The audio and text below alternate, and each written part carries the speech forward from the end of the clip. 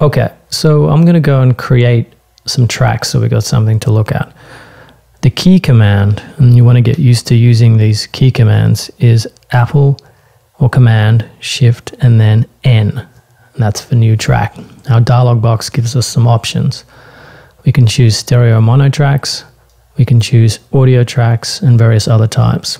For now, we're going to deal with audio tracks, and we're going to look at a mono track, and then I'm going to make a stereo track as well. Hit create. Now we have something to look at on our timeline. Here are our two tracks. We also see our two tracks listed in our track show hide window. If I deselect them, you can see they disappear and they'll reappear as I select them. When I go to my mix window, and the key for that is just Apple Plus, now you can see I have what looks like a virtual mixing console. Just as a quick rundown of that, we have inserts on the top. These allow us to add things like compression, EQ, things like that to a track, which we'll get into later. Below that, we have our sends. This allows us to move signal around within software or outside. We have another set of sends down here. You can show and hide these elements under the view settings here. If I want to show different things in my mix window, let's say I don't want to see some sends, I can deselect them. Or if I want to show them, sorry, oops, there we go. If I want to show them, I can show them. But that's all fine for now. I'm going to leave that as is. Okay. Inserts, like we said, sends. We have I/O settings, these two tabs. I/O is simply input, output. First tab, this is my input tab. How does signal get into this track?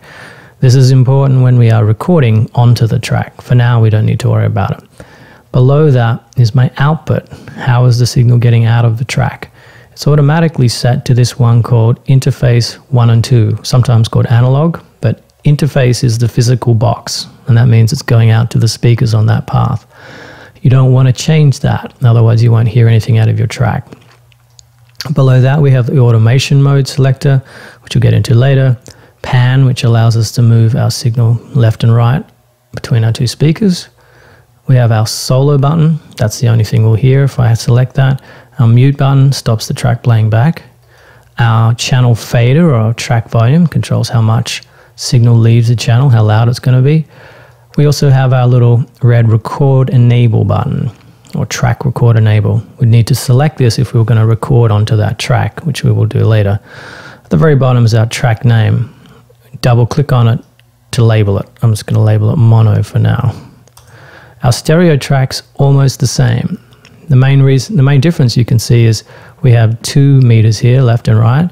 We also have 2 pans, hard left, hard right. And when you look at my stereo track in my edit window, you can see a very faint gray line going across the middle. So we'll see a left waveform and a right waveform in here when we have a stereo track.